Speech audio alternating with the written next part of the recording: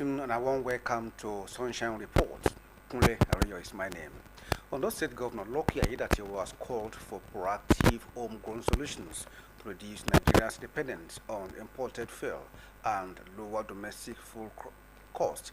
Speaking as the 43rd Annual Nigerian Association of Petroleum Explorationists Conference in Lagos, the governor emphasized diversifying the energy sector to include renewable alongside oil and gas, highlighting Ondo's key role. Governor Aiyedatiwa noted that the state ranks fifth in Nigeria for hydrocarbon production, with about 60,000 barrels of crude oil daily. He also spotlighted Ondo's massive bitumen deposits, the largest in Nigeria and second largest in Africa, which remains largely untapped.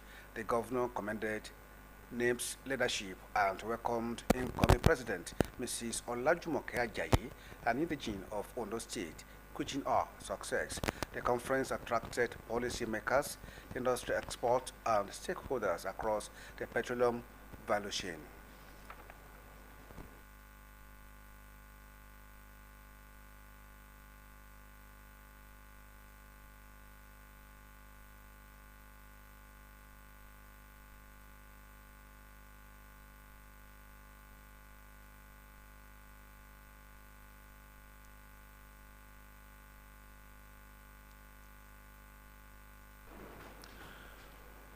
The Minister of State for Petroleum Resources, EPCO, has commended Ondo State Governor Loki Aiyedatiwa for ensuring agricultural security and creating an enabling environment that continues to attract investors to the state.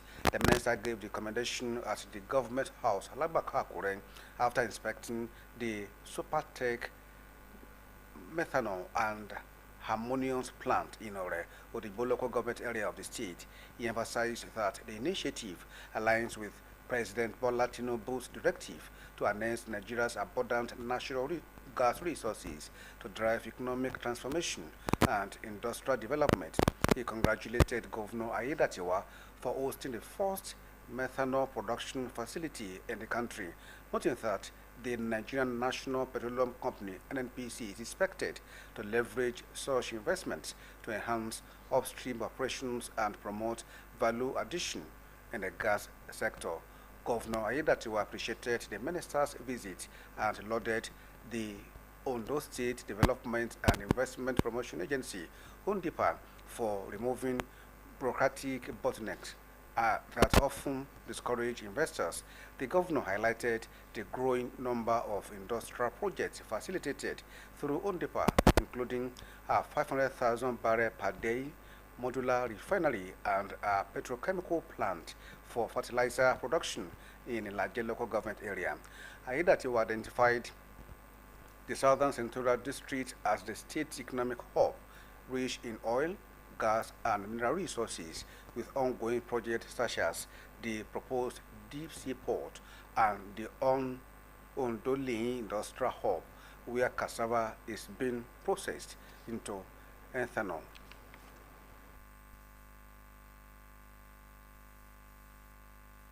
Mr. President emphasized the fact that natural gas should be taken advantage to drive the economy of the nation. And I have to congratulate you that your state is the first state that methanol is being produced for use, whereby upstream companies, as I gave a charge to the NNPC, will be taking advantage of that to drive the upstream operation in our country, Nigeria, which is adding value. So I congratulate you for providing an enabling environment for such a massive project to be put in place in Ondo State, to provide adequate security and providing an enabling environment for that project to thrive, for foreigners to come in and invest in the state. I say congratulations, Your Excellency.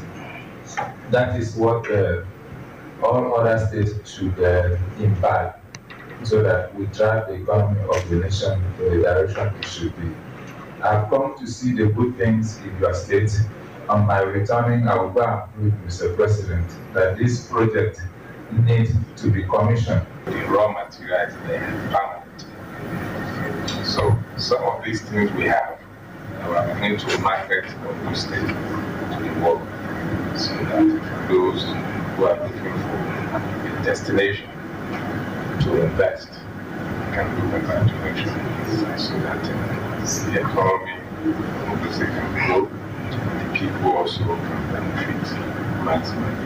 So that is the primary mandate we have here, to be elected as government, the security and well-being of the people, and continue to do that in partnership with other well-meaning individuals that want to ensure that the state is safe and investment-friendly enough.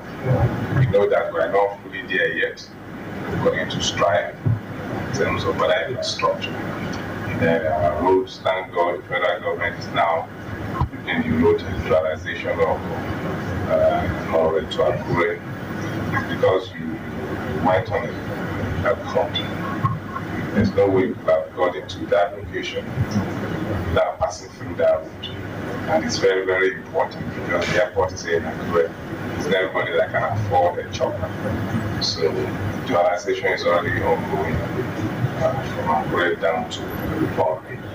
And I'm taking it out from Osrc to Bar because already I'm doing to part of the bulk of that dualization.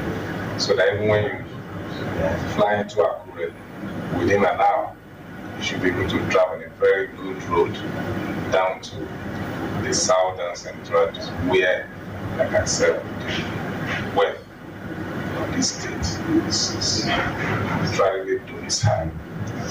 So thanks to the president for that project and for all the reforms that was embarked upon that is yielding results already across the nation.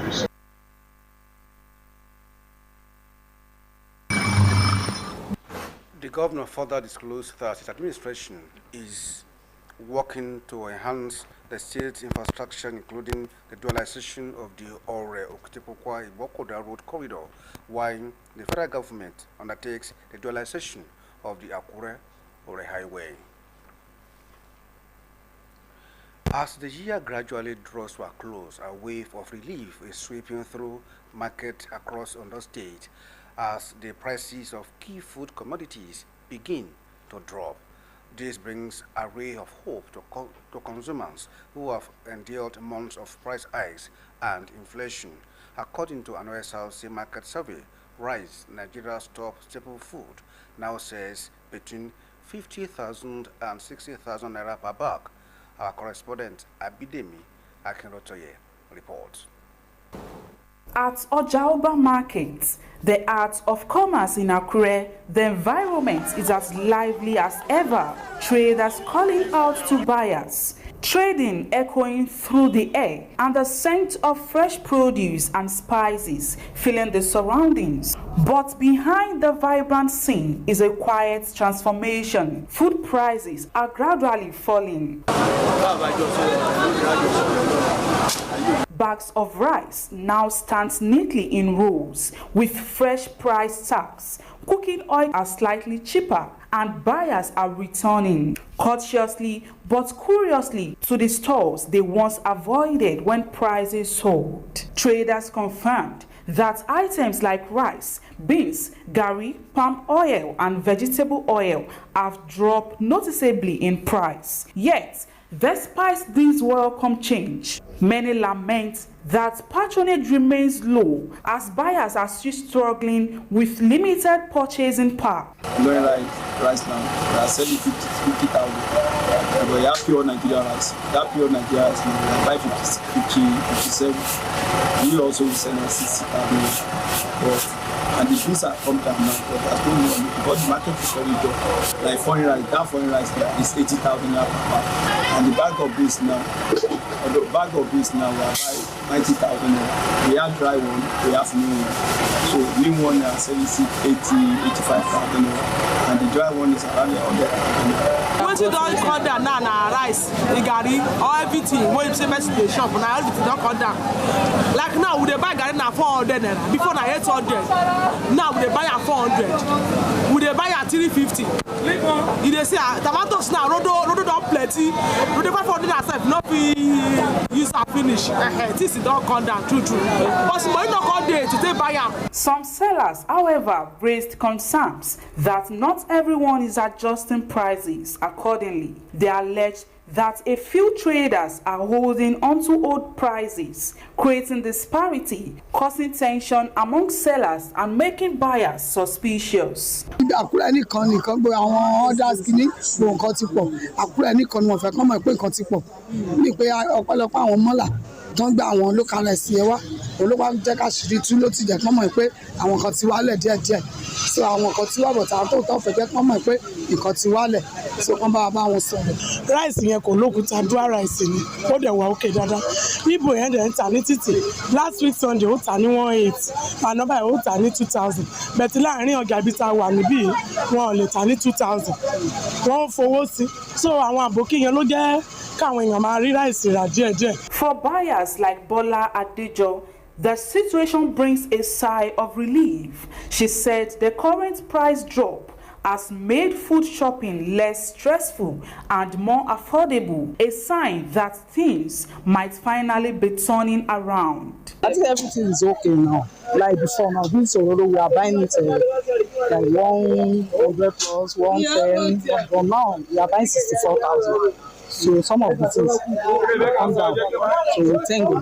Vendors on their part are appealing to their colleagues to embrace fairness and allow the spirit of the season to reflect in their pricing. They believe that consistent price moderation will attract more buyers and help revive the market's vibrancy. As the festive period approaches, both traders and buyers share one hope that this downward trend will continue, ensuring that the tables of Nigerian families remain filled through the end of the year and beyond. Abidemi Akinrotoye, Osrc News.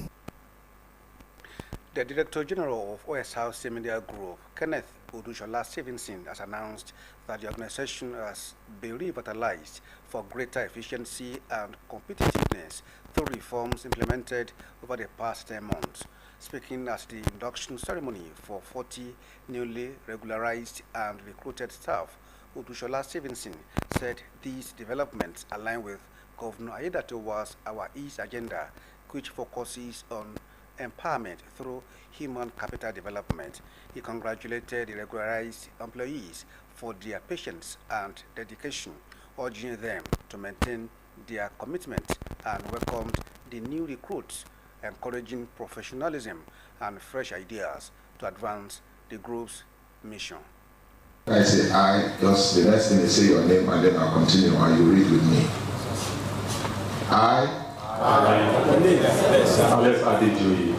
Being an employee of Ondo State Government,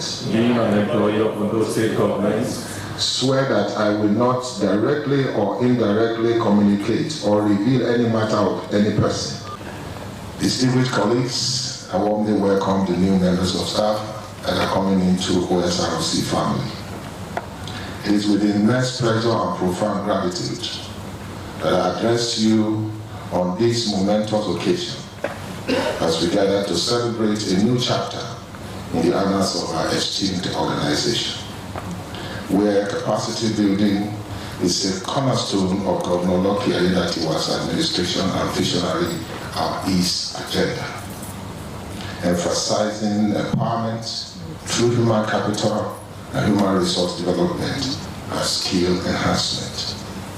Today, we come together to welcome 40 exceptional professionals, many of whom have demonstrated unwavering dedication and unrelenting commitment as long-serving contract staff, now transitioning into permanent roles within our cherished institution, embodying the E for empowerment in Governor Ayedatiwa's his agenda. Residents of Akure are calling for the speedy completion of the ongoing road reimagining project at the popular NEPA roundabout, while some residents applauded the state government initiative to ease congestion and beautify the city. Others pushed for swift completion to minimize disruption and prevent abandonment. Blessing Obe reports. In recent months, Akure, the Ondo State capital, has witnessed a wave of road rehabilitation and modernization projects targeted at improving traffic flow and enhancing city aesthetics, particularly at major intersections. The latest is a road reimagining project at the NEPA roundabout, a major junction linking Arakale, Oba Oshupa, Alagbaka, and Hospital Road. Where I'm standing right now was once a site of a roundabout, but now the area is currently wearing a new look, just like the transformation at the First Bank roundabout in Alagbaka, where traffic lights, pedestrian lanes, and other modern structures were erected and replaced with the old one. Residents are now eager to see what we emerge here. However, the ongoing work has sparked mixed reactions. While some residents applaud the government initiative, others express concern over traffic disruptions and urge speedy completion to avoid delays. The development is a very welcome one. For having seen it, this is a long-expected development because we are transforming from the local development to the digital one. It's long expected because over the years we have been expecting such a thing like this, and it will make the heat congestion of the motorists and the others to obey the rule of traffic and all that. I look at what governor did at the First Bank, that demolition of the First Bank. When he was doing it, we thought, what's going on here? Is it not destroying? Is it not causing a lot of havoc to this place? But today, if you go to First Bank, it's as if you are in Los Angeles. What is going on here also, governors want to add value to the roundabout. Akure is taking another shape with this one. The one he did at First Bank, that one is okay. And one that is going on with this one, I appreciate it. When completed, the road reimage project is expected to give the entire axis a facelift, especially when complemented by the ongoing rehabilitation works on Adekunle Ajashin Road in Alagbaka. As the project progresses, the attention is now on the government to fulfill its promise of a modern, efficient, and well-structured traffic system that will redefine Akure's urban landscape. Blessing Obe, Osrc News. The Ondo State government has appealed to residents of the Joka community in Akure South local government area to remain calm following a protest over the prolonged abandonment of their road. Chairman of Akure South local government, Benga Fashua, while addressing the protesters, assured them that the neglected road would receive urgent attention within the shortest possible time. Joy Pius now completes the story.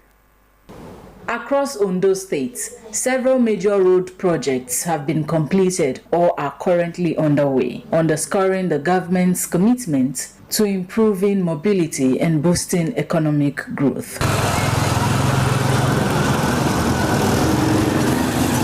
Among the roads recently approved for completion by the State Executive Council is the Ijoka Road, a development many residents hoped would finally bring an end to years of neglect and hardship. However, while many areas are benefiting from Governor Ayedatiwa's infrastructure drive, residents of Ijoka in Akure South say their story remains incomplete until their long-abandoned road is rehabilitated. Frustrated by the condition of the road, the residents took to the streets to protest.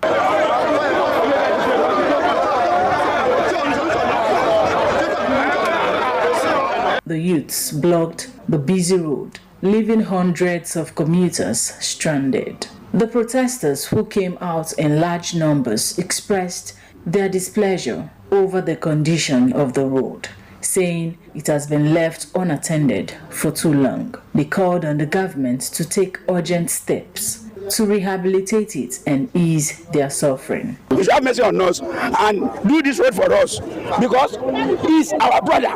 You should not let us suffer. You should not let us behind these doors just like that till this end of this year. Please help us beg him. Please and please, we plead to him. Although it is his duty, it is his duty, but we should plead. It's our duty, because even though we fight, nothing will happen. So we are pleading. We should plead to him that he should help us to do the road. Please and please. It's affecting us. It's affecting our children. It's affecting our youth. Even rainy season, we are not enjoying the road. And dry season also, we are not enjoying the road. Aṣọ tá bá fi sórí anga lásán láì wọ gbogbo àní dust. Ojoojúmọ́ lèèyàn clean aṣọ bẹ́ẹ̀dì. Ojoojúmọ́ lèèyàn nulẹ̀.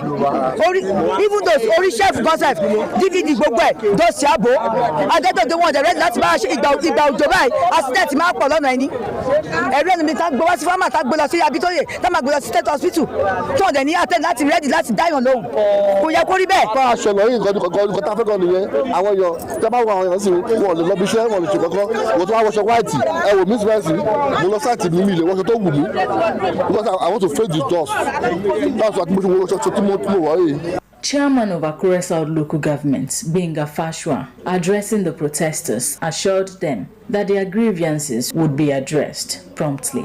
The reason why we are voted into office is to protect life and properties. For that, we are ready to uphold this. Having seen this, I am assuring them that since there is an approval that had been given, on this road, and I assure them that in space of 2 weeks, our contractor will be here. That work in no long time. For Ijoka residents, completing this road project would not only bring relief, but also serve as proof of equitable development across Akure and Ondo states.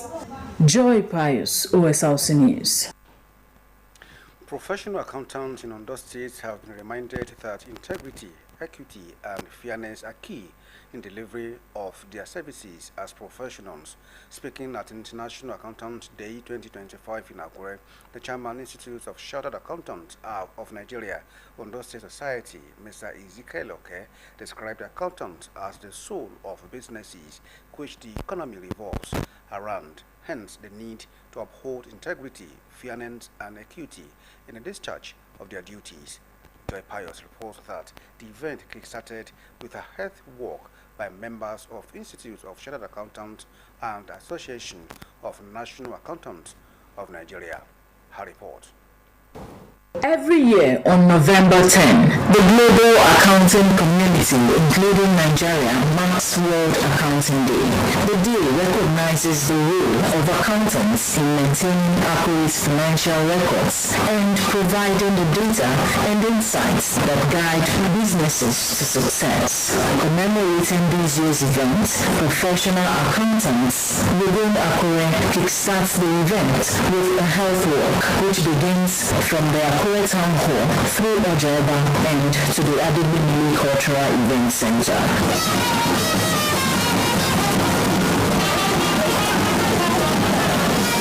Addressing journalists, the 31st Chairman, Institute of Chartered Accountants, Ondo State Chapter, Ezekiel Oke, stated that the day was to recognize the invaluable contributions of accountants to businesses and society. Oke, who described accountants as the conscience of society, urged them to uphold integrity and fairness, knowing that the economy lies in their hands. We are managers of resources. We are keepers of resources. So they should treat us as such. In every society, in every organization, there are rules that govern the operation of that. If we can play according to that rules, then we say to our members, let us behave, let us act as such. let us ask as managers, let us increase our knowledge. The chairman, Association of National Accountants of Nigeria, Rotimi Omalui, appealed for improved welfare packages for accountants, believing that such gesture would discourage some members from engaging in fraudulent activities. Nobody recognizes us even though we have some kind of anxiety over nobody will look at us as this is where we are. Nobody look at us if we are treated like ordinary civil servants. As a manager of resources, we should be able to take care of me. Motivations, we are talking of motivation, which is so key.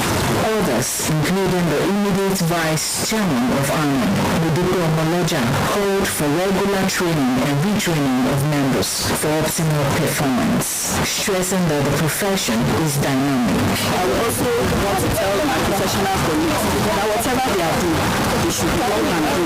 They should know what they are doing because integrity is very key, and we should try and be transparent. So that one thing is for you to go to school to study accounting, another thing is for you to practice. And what will help you to practice well, and what will help you to coordinate your practice and make you a better person is how you handle the professional practice and World Accounting Day is therefore more than a symbolic celebration. It is a reminder that without accountants, modern economies cannot function. And without integrity, accounting profession loses relevance. Joy Pius, OSRC News. The federal government has launched the disbursement of funds under the Tertiary Institution Staff Support Fund at the Federal University of Technology, Akure in Ondo State. Minister of Education, Dr. Tunji Alausa, while handing over checks to beneficiaries, said the initiative is designed to strengthen staff welfare, enhance institutional productivity, and promote innovation across Nigeria's tertiary education system. He confirmed that 9,000 beneficiaries from various government-owned tertiary institutions are currently receiving their alerts.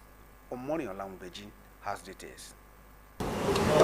For years, one of the major agitations of lecturers in Nigeria's higher institutions has been staff welfare, a crucial factor in achieving effective service delivery. 2 years into the President Bola Tinubu's administration, the federal government has selected 9,000 staff members from universities, polytechnics, and colleges of education across the country to benefit from the Tertiary Institution Staff Support Fund. While presenting checks to beneficiaries, Minister of Education, Dr. Tunji Alausa, described the move as a fulfillment of President Tinubu's renewed hope agenda, a concrete step towards improving the lives of academic and non-academic staff. He explained that the zero-interest loan scheme, offering up to 10 million naira CAPE at 33.3% of beneficiaries' annual gross salary, is designed to help meet essential needs such as housing, healthcare, and transportation, among others. The minister also instructed the Ministry of Education to ensure Nigerian higher institution staff receive both recognition for their services and tangible support. Over 33,000 people applied to enjoy this zero interest free loan to up to 10 million or 33% of their salary. This is an interest free loan that the first 24 months you will not even pay the principal back, and you're expected to pay back, I think, in about 5 or 7 years. This is carefully designed to support every component of your welfare. In her remark, Minister of State for Education, Professor Suwaiba Ahmad, said the initiative is fundamentally aimed at improving staff welfare, thereby encouraging better performance across institutions. We are well aware of the growing pressure on our education system, expanding enrollment, limited resources, and the rising of cost of living. These challenges call for a creative and sustainable solution. The tips represent one such solution, an instrument of shared responsibility and partnership aimed at enhancing staff welfare, supporting capacity development, and promoting sustainable institutions. commending the federal government for the peaceful atmosphere currently enjoyed in Nigerian universities. Vice Chancellor of FUTA, Professor Adenike Oladiji, appealed for the sustainability of the initiative. It was ensuring that there is peace in our universities. But sir, I want to appeal. Please, whatever you can do to ensure that our universities remain open, kindly do it. On our part, as a community, we have pledged to continue to serve our students. We feel the pain more as members of the community. This is just the first batch payment of Tertiary Institution Staff Support Fund, a part of the federal government's efforts to provide financial relief and motivation to personnel in the nation's tertiary institutions, ensuring a more productive and stable academic environment. Omoriola Ngbeji, Osrc News. And that's it on Sunshine Reports. Join us at 6 for another bulletin. Good afternoon.